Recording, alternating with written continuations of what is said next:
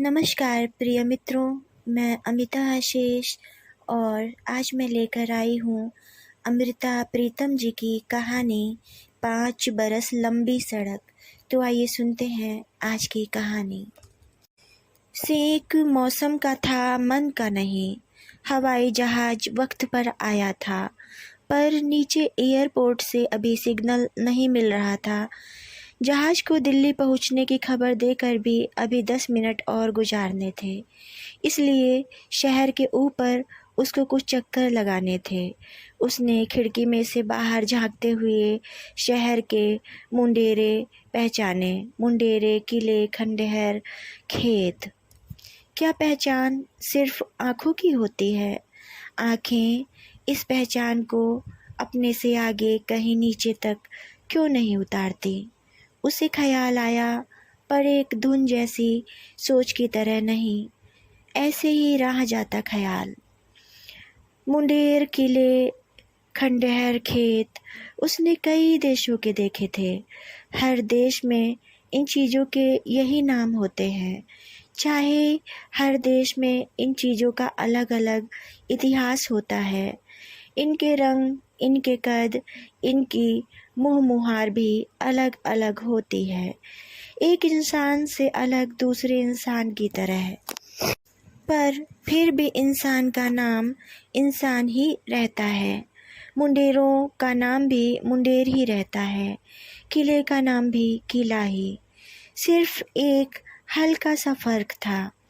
हर देश में इन चीज़ों को देखते वक्त एक ख्याल सा रहता था कि वह इन्हें पहली बार देख रहा था, पर आज अपने देश में इन्हें देखकर उसे लग रहा था कि वह इन्हें दूसरी बार देख रहा था। और उसे ख्याल आया, अगर वह फिर कुछ दिनों बाद परदेश गया तो वहाँ जाकर उन्हें देखकर भी इसी तरह लगेगा कि वह उनको दूसरी बार देख रहा है, बिल्कुल आज की तरह। यह देश और परदेश का फ़र्क नहीं था, यह सिर्फ पहली बार और दूसरी बार देखने का फ़र्क था। जहाज ने लैंड किया। एयरपोर्ट भी जाना पहचाना सा लगा, दूसरी बार देखने की तरह। इससे ज़्यादा उसके मन में कोई सेंक नहीं था। ओवरकोट उसके हाथ में था, गले का स्वेटर भी उतार कर उसने कंधे पर रख लिया। सेंक मौसम का था, मन का नहीं। कस्टम में से गुजरते वक्त उसे एक फॉर्म भरना था कि पिछले 9 दिन वह कहाँ कहाँ रहा था। पिछले 9 दिन वह सिर्फ जर्मनी में रहा था। उसने फॉर्म भर दिया और उसे ख्याल आया, अच्छा है, कस्टम वाले सिर्फ 9 दिनों का लेखा पूछते हैं, 20-25 दिनों का नहीं तो उसे सिलसिलेवार याद करना पड़ता कि कौन सी तारीख वह किस देश में रहा था। उसने वापस आते समय कोई 1 महीना सिर्फ इसी तरह गुजारा था। कभी किसी देश का टिकट ले लेता था, कभी किसी देश का। अगर किसी देश का वीज़ा उसे नहीं मिलता था तो वह दूसरे देश चल पड़ता था। पासपोर्ट की चेकिंग करते समय और पासपोर्ट वापस करते हुए एक अफसर ने मुस्कुरा कर के कहा था, जनाब 5 बरस बाद देश आ रहे हैं। बिल्कुल उसी तरह जिस तरह एयर होस्टेस ने राह में कई बार बताया था कि इस वक्त तक हमने इतने 1000 किलोमीटर की दूरी तय कर ली है। कितनी अजीब चीज़ होती है ये गिनती भी, चाहे मीलों की हो या बरसों की। उसे हंसी सी आ गई। जहाज में से उसके साथ उतरे हुए लोगों को लेने आए हुए लोग हाथ मिलाकर भी मिल रहे थे, गले में बाहें डालकर भी मिल रहे थे। कईयों के गले में फूलों के हार भी थे। पसीने की और फूलों की गंध से शायद एक तीसरी गंध और भी होती है, उसे ख्याल आया। पर तीसरी गंध की बात उसे एक थीसिस लिखने के बराबर लगी। वह अभी-अभी एक परदेशी ज़बान सीख कर और उसके लिटरेचर पर थीसिस लिख के एक डिग्री लेकर आया था। नए थीसिस की कोई बात वह अभी नहीं सोचना चाहता था, इसलिए सिर्फ पसीने और फूलों की गंध सूंघता हुआ वह एयरपोर्ट से बाहर आ गया। घर में सिर्फ माँ थी। जाते वक्त बाप भी था, छोटा भाई भी था और एक लड़की। नहीं, वह लड़की घर में नहीं थी, वह सिर्फ उसी दिन, उसके जाने वाले दिन आई थी। माँ को सिर्फ ऐसे ही कुछ घंटों के लिए भ्रम हुआ था कि वह लड़की, छोटा भाई ब्याह करा के अब दूर नौकरी पर रहता था, घर में नहीं था। बाप अब इस दुनिया में कहीं नहीं था, इसलिए घर में सिर्फ माँ थी। कई चीज़ें अंदर से बदल जाती हैं, पर बाहर से वही रहती हैं।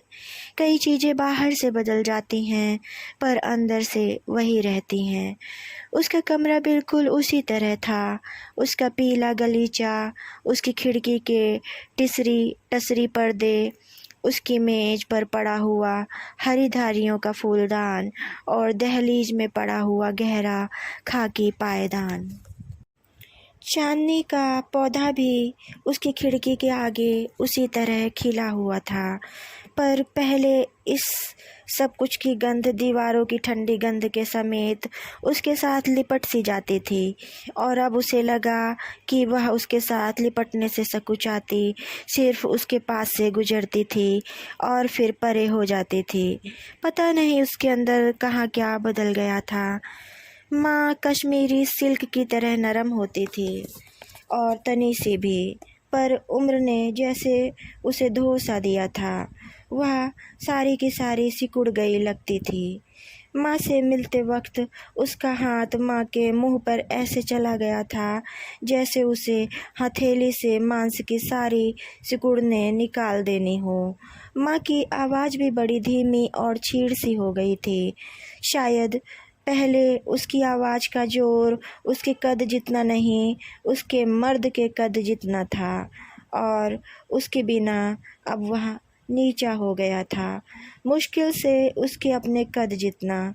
जब उसने बेटे का मुंह देखा था, उमर की आंखें उसी तरह सजग हो उठी थी जैसे हमेशा होती थी। उसके सीने की सांस उसी तरह उतावली हो गई थी जैसे हमेशा होती थी।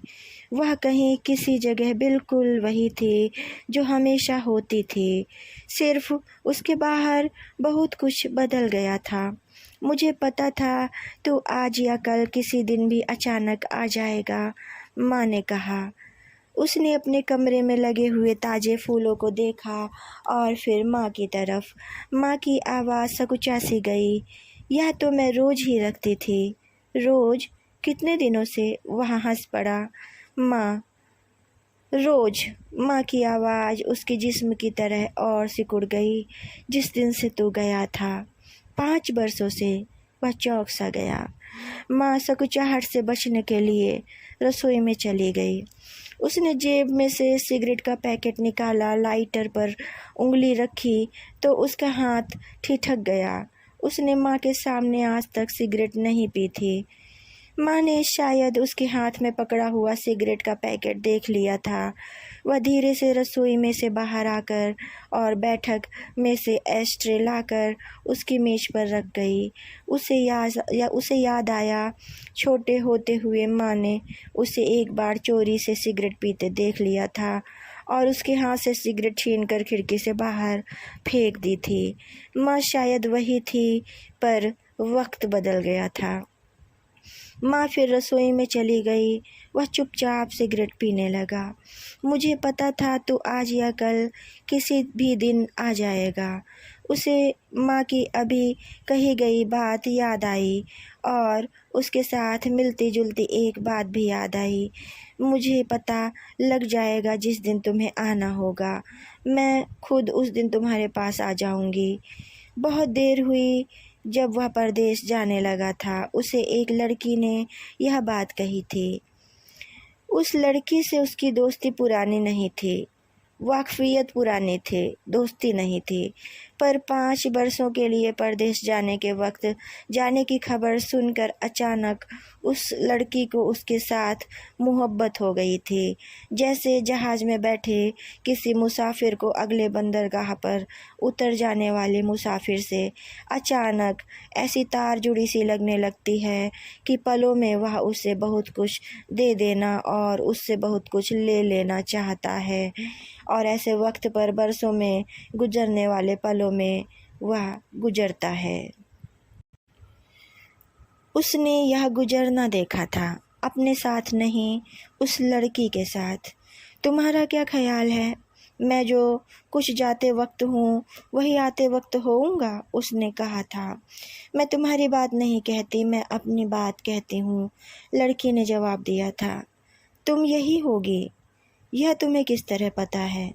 लड़कियों को पता होता है तो लड़कियां बावरी होती हैं। वह हंस पड़ा था। लड़की रो पड़ी थी। जाने में बहुत थोड़े दिन थे। 5 दिन और 5 रातें लगाकर उस लड़की ने एक पूरी बाहों वाला स्वेटर बुना था, उसे पहनाया था और कहा था, बस एक इकरार मांगती हूँ और कुछ नहीं। जिस दिन तुम वापस लौटो गले में यही स्वेटर पहन कर आना। तुम्हारा क्या ख्याल है? मैं वहाँ 5 बरस।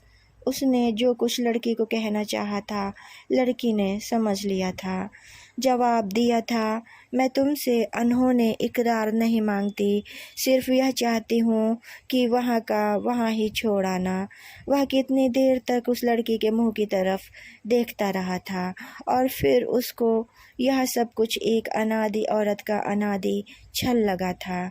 वह बेवफाई की छूट दे रही थी पर उस पर वफा का भार लादकर कह रही थी, मैं तुम्हें खत लिखने के लिए नहीं कहूँगी, सिर्फ उस दिन तुम्हारे पास आऊँगी जिस दिन वापस आओगे।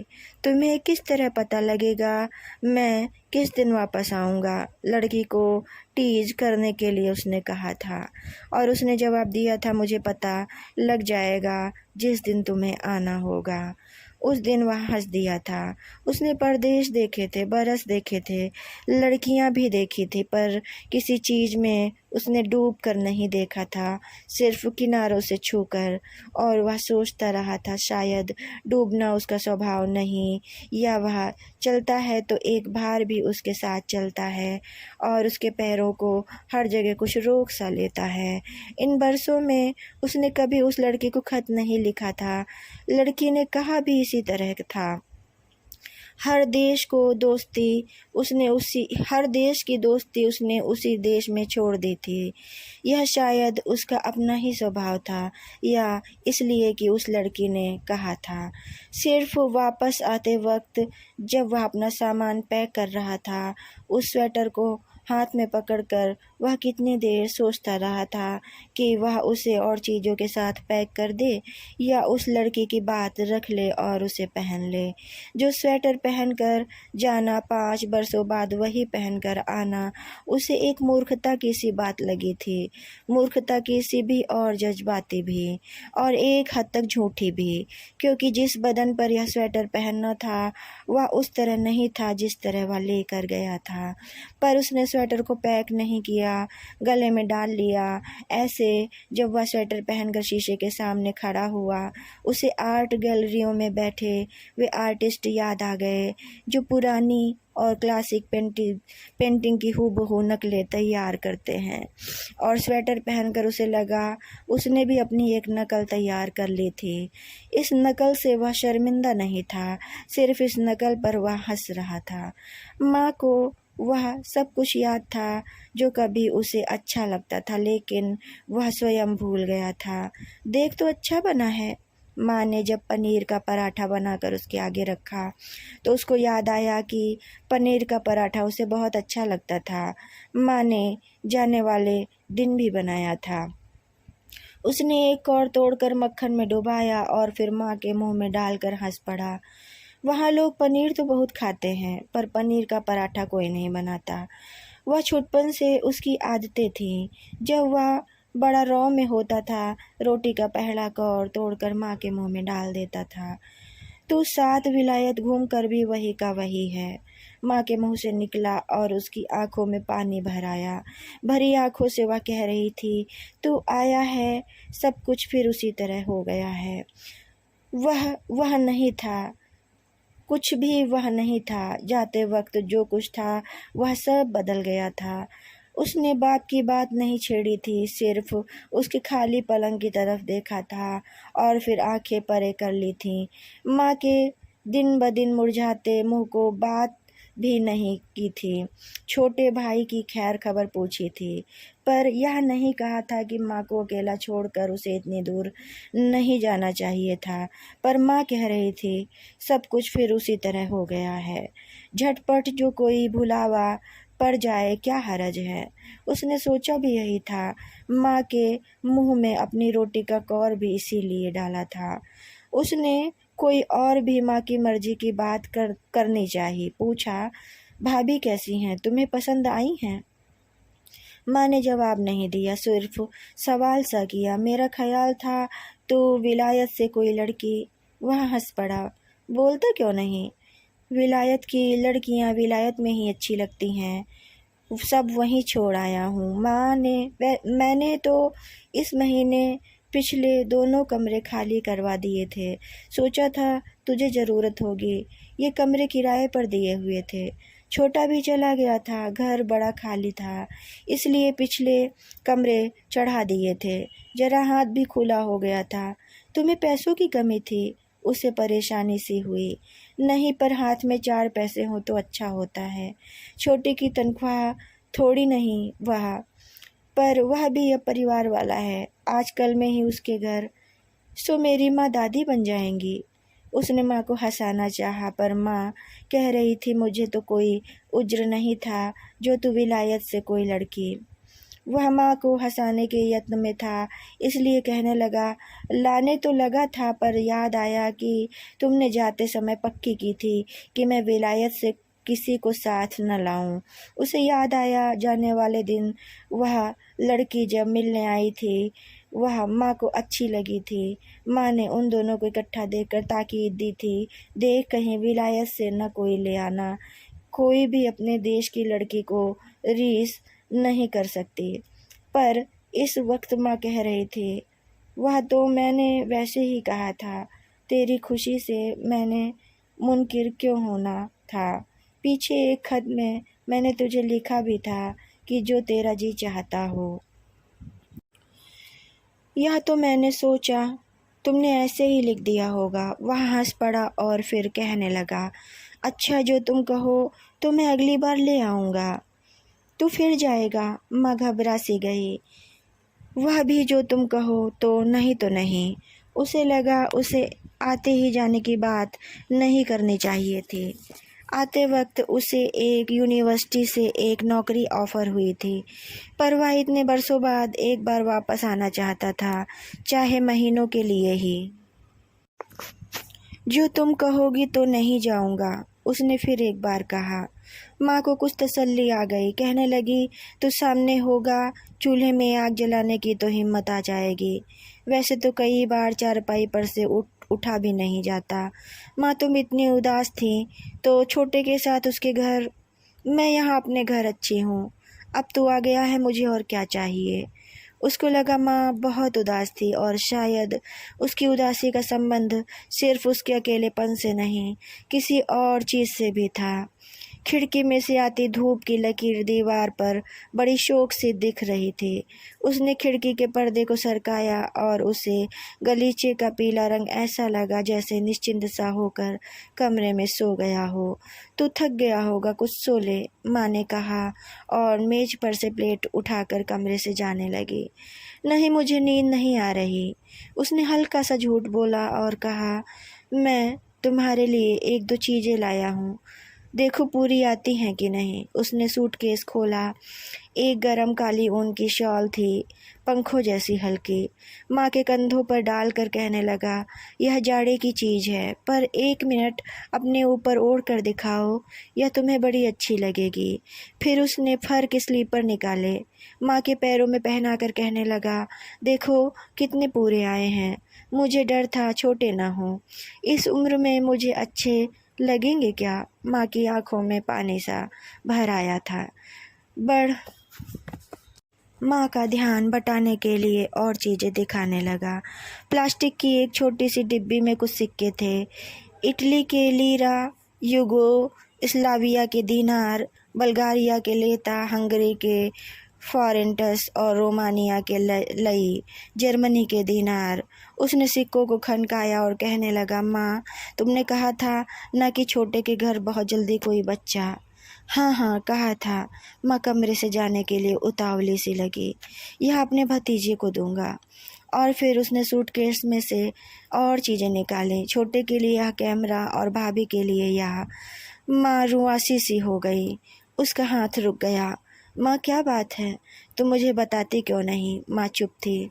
उसने माँ के कंधे पर हाथ रखा। माँ को कोई कहीं कसूरवार लगता था, पता नहीं कौन, और सोच सोच कर उसे अपना मुँह ही कसूरवार लगने लगा था। उसने एक विवशता से उसकी तरफ देखा। माँ, तुम कुछ बताना चाहती हो पर बताती नहीं। वह लड़की, कौन सी लड़की? जो तुझे उस दिन मिलने आई थी, जिसने तेरे लिए एक स्वेटर। हाँ, क्या हुआ उस लड़की को? उसने छोटे के साथ ब्याह कर लिया है। माँ के कंधे पर रखा हुआ उसका हाथ कस सा गया। एक पल के लिए उसे लगा कि हाथ ने कंधे का सहारा लिया था, पर दूसरे पल लगा कि हाथ ने कंधे को सहारा दिया था, और वह हंस पड़ा। सो वह मेरी भाभी है? माँ उसके मुंह की तरफ देखने लगी। मुझे खत में क्यों नहीं लिखा था? क्या लिखती? यह उन्होंने लिखने वाली बात थी। छोटे ने सिर्फ ब्याह की खबर दी थी और कुछ नहीं लिखा था। दोनों शर्मिंदे तुझे क्या लिखते? खुले सूटकेस के पास जो दूसरा बंद सूटकेस था, उस पर उसका ओवरकोट और वह स्वेटर पड़ा हुआ था जो उसने सुबह आते वक्त पहना था। वह 1 मिनट स्वेटर की तरफ देखता रहा। स्वेटर गुच्छा सा होकर अपने आप को ओवरकोट के नीचे छिपाता सा लग रहा था। कहानी समाप्त। धन्यवाद। नमस्कार प्रिय मित्रों, मैं अमिता आशीष और आप सुन रहे थे अमृता प्रीतम जी की कहानी 5 बरस लंबी सड़क। अगर आपको यह कहानी पसंद आई हो तो चैनल को सब्सक्राइब करना और वीडियो को लाइक करना ना भूलें। धन्यवाद।